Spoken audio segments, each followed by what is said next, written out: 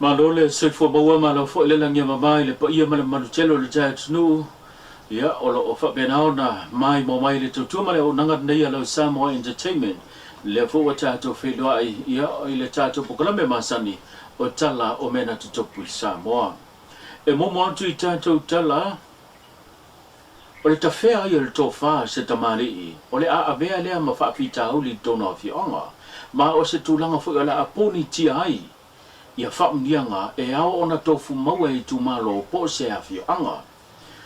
O le ua whaatino ia le ulape po le whai unga le kapeneta po le malo o lo tulai mai nei le foe anga i le tu malo whaasale le anga numere lua. E mafua mai lea o ni sa unoanga ma ni la fonga tu la whai ma le mafau le sa whaatino i se tasi fo i o tama matua o se tamali i o le fo i afio anga mai le tu malo fa sale le anga numero lua le wa sopo utu ai fa mtalanga anga ile teita yo le tunu le wa mafu hai ona fa tino le fai unga wa tapu ni ai ya fa mnianga sa ta tau ona maua le tu malo e mafu mai o le fa tau va amale le titi le tofa e be ona la lafo ai upu le fo i tamali o se toe fo i lea ma se whaafunga anga i le tūlanga i pio nei whaamtalanga lea tamari lea na la lafo anga i le teitai o le tunu o se wili linga le nei i le teitai o le tunu o se wili linga le nei o ai ringi ka me ki o se wanga whaka furi ngai Samoa o ai fisiri ngā o ai au wanga whaka furi ai ma ka whaka furi Samoa o umanga kofi. E son kofi nga. Wila e pa whango koe e male pa ia o ka ko vai nga whau whai. Whai se mea vadi. Whai se mea vadi. E le o masofa ngu. E le o akuranga pudi o loke whakari mai isa vai. Pe a ke le songa whaku. Anaku. E aua le hangi o valea ku ngei ma pipie pule kuku aku ngō ma fioanga mai ku malo. Ai rea laku. Ngā kukuri aku leo isi kangaka mea soli kula fongo nai whai. Kangaka ngā oi. E mako kere whapsa ngai mai kaka ngā oi. Mako kere whapsa ngai mai kaka ngā oi. Mako kere whapsa ngai o umanga whai whai unga. Ani kua ma whai ngā ngu. ai ole saunonga ai ole saunonga le teitai o le tunu o ia fo le li pale mi le fionga la ule ma le tole o te pola tai ba o forces min e mafu mai ona o saunonga le mafu fau ma tu la foi o le na fia e se tasi o tamali o le tu malo o se fa ponga le nei ma le tulanga whano no tele ia o le lava o sopo utu upu ia manga iai saunonga leni ngau ma le mafau fau o le fionga ia tofi lau. Anga i mai lo tangata, ma le whainga malo. Ia, au le lava sa o tau fio fiu mai pea, ma le taritonunga o tato mta upe fo fatamali, fo le vava ma le hava fatafata. Ia ma le tūlanga i masani ai, le tūlanga o lo le tarituali mai no leo mai. Ai ave le tua lalo e wha soata la noanto e fo i mai lea. Peitai, wa leo lea. Ua o vai ai fo i le tūlanga ua si upu matala, ua o lava i le mafau fau ma le mi ngau, a ua o olo le tūlanga ua a mai le mamolina mai o le tau wha matau le malo. Ua maea o no utu inatu le neimta upu i lumor ka peneta, ia ma whai ngā whanoi nai le so.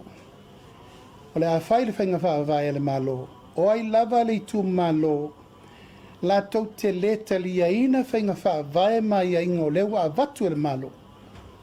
Ia na mari lia lo leo i tu malo. E le aise wha manianga mo i tu malo ia. O le awala file mu ma le taritonunga, a whai e leta lia, le aia inga na vatu, ma le tu langa i le vana nofo ma le vata puia eo mai e toi tala no. A le ua wha alu upu matala i lunga le wha fonga Samoa, ma le mori maua le tunu. Ia na manatu leo le malo, o la leto e tau mua alo, ai whai lo le whai unga le malo. O le whai unga la lewa iei le so, wa tau fia nei. E leto iei se wha manuianga, moli tu malo, o whaasale le anga nu me la lua. O na wātangia, wa lato le savalia le tuutuunga na whai e fo'i mai e whai le tala. Ia matausi mea uma mō le whaafile e muina o le matau. Ia ua ngai loa ma whai upu ma mea e le tutusa. Ma le wha moe moe o le tātou malo. E ala ia la fua ma mea uma wa uma na whaatati atu.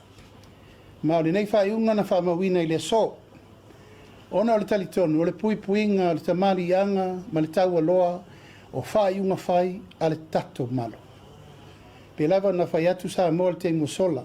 E tumu le ava ma le wha lolo. Pe tai, ava ai atu loa e le ta la whea ngai ma ua liari mai whainga nei e fō ua le malo i ana whainga wawai. E leila se si mea toi alo i le malo al wha tino lora na whai unga. Malo i ana whainga wawai. E leila se si mea toi alo i le malo al wha tino lora na whai unga. O upu nei wala lafo e fōlinga mai wa lato tau wha mataua u nei o le tai o le malo. Ma ua lafo upu wha pēa ua whātu saina o ele o au se salawhai. O le tāpua i o wainga, tāpua i o whasinomanga, tāpua i whoilo utu malo i na mta upu le nei. Ma le wha upunga, a iei so loto, uno ua atu lei sawai. Wa umana ua veina le mta upu i limo leo leo, whātino ai i ala o tu lafona. Whai uma mea uma nei, ina ia tau fia ai i tu a inga winga le mawhau whau nei. Wa mata na latu so sofa mai tau lumanga o whainga whawai, ma mea tau tino mo le tātou malo. Ma le tai ala stona o te alu i sawai. O te alu i sawai e whaatino mea lo ua inga, ia ma whaatau nua i le upu lea. Ina nei mea ane ua wha matau au. Matau tau mi ai lo ua ia te tau wha tangata anu umal tangata o lele ele o salawhai. Ia se ia luifo lapo o ele tangata ia luifo e whaatino le mea le ua o iai upu. Ma le lato upu ma le tala whaise mea vave. O lale mea vabe le tau pule whapea. Sa moa malau whaafonga mai, si isi le mai e le tunuu, o le lava ua tātou wa ngai ua sopo le tai le lele. Na sopo le pule au le pule po. A maluru atu le lautele o le tu malo, whaapito au ngafa la upu ma lau tala, i ato filau lea na whai maila na sauninga le malo. E le na o la uli le na lafo i le upu lea o le taitai o le malo Samoa. Ma e te tau na avatu le upu tau tino ma le upu le taimile nei. Ia liu walo mai la. O le ala ta pena atu me uma e tuu. Whaatasi ai le so whaupunga le mi ngao ma whaupunga so na lafo. Ma whaupunga e ata ngia ai le tō whau tawhea. Ma le tō whau sola. Aisea. Talu lo tau muli muli. I tū langa whaaporkiki. Ma mea ngai mai ai leve vesi o le tātou atunu. Ai le mawai se tasi mo le tātou watunu ato ai ala i le taun whai atu le tātou malo. Ia, o le wha sisilanga lea. O le wha atulangana fo i lam tā upuri nei, o a nisi fuafuanga o i lātou o loa ngai mai, e le talia le poloketi le malo, i sesi tu malo, o le tūlanga le lao iai. O ai tu malo lātou te talia whainga whaavai le malo, ma lātou talia le tūlanga o lewa avatu e marui ai tu malo, whaile nā mō lātou. O ai voi nisi o i tū malo, ua mori mawina lātou te ena whainga whaavai le malo ma le whamanianga. E lea whaina solo muri mai le malo, o la o tau iai lātou o lo o tau pipi, iai mō tau taria lātou whautuanga. Po le tua ngai, po tu la epa, po ai, a ngai la iai. E vi whaini manuia o lo tau malo. Pe a whai, e tau te le talia le wha moe moe, o le anava atu o le tātou malo, mo le manuia lau tele o le tātou watunu atoa. Inisi o tātou tala, e wha se fuluma le tolu tausanga o se lii, na malanga mai le company valele, ale company le Fiji Airways, angai mai au se tālia, ma whelo tātou malai valele, whale olo, o lena tau fia, ele matanga luenga leo leo, e mafo mai o se ngai ngoinga wha soli tula fono na ia wha tino ina, o le tama whai lea e wha ulu whale mai ia whala au wha sa ina i tu tono le atunu u, e wha pēr fo ile umia leo o whala au wha sa ina. O le nei ali e tu saima wha maunga e pi ane tuina mai se pepo o wha mtalanga, o se tangata Samoa ai o loo au mau i tu tono au se tālia, ai o loo ia umia foli siksengi. O le malo New Zealand, lena ia whaonga ina ai, le tusi folau o le tunu o New Zealand. ma fai malanga mai te tono la tato no wa tau fia nei la lo papa inga leo ono o molianga o lona tama fai le whaunu fale mai tūlanga o whala au whasaina e pei ona iaile tūlanga o maluana pia fo i se masini e vili ai ia le whala au whasaina le maluana a tō madisi pia o vaenga tau le whala au whasaina na ia tama fai e whaunu fale mai tono le atu no e iwa se fulu kalama le mamafa o whala au whasaina lea na fau lea ari na te whaunu fale mai tono le atu no o le ngaruenga masangi alo ofisa o tiute leo lo mata i tuwai ia le atuno o lo whemala ngai i le vao Samoa ma atuno i whafo lea na mawai lea tau lea po lea fo i ta mawhaso ma tolu tau sanga o lo o ia umia whala au whasaina e pei ona mo lia i mata awhia ai o ia ma o lo i lalo le papa inga leo lea rii e le i whamautu mai se aso o le atu la ia i luma le whamastonga i tali o na molianga o le umia o whala au whasaina whapena molianga o le tama whai lea e whaofi mai whala au whasaina i to tono le atu no si o tātou tala ua amata ona so longa le leili tūlanga o tāpenanga lo tātou malo mo le whailonga ino le tūto tasi le masina yungi le neitau sanga le whelo inga le sanga tu stala ma le te tai o le atu no le ana ia sao no ai tūlanga lava i o whautasi le la wha moe mo le tūnga whautasi o le sisi ngā fuam po le whamanatuina le tūto tasi le fitu i le balu whautasi o whamawina o le a tau sinio i lea whamoe o sa wiliringa la nei o le nei tala. Ia, ua whaasolo peta penanga o le tātou tutuatasi, e lawan sirfia, ua amata na whaamapu e maitulanga o tā penanga, longo ina ue le au tā penanga o whainga Ameritai, ua fitu i le valu tātou whautasi Samoa. Leu tā pena mo le tātou whamoe i le aso mua yuni. Ua longo ina fo ia ue se furu tolu va o tutuila e whamoe mo tutuila leva ia i lato tuto tasi a pilila.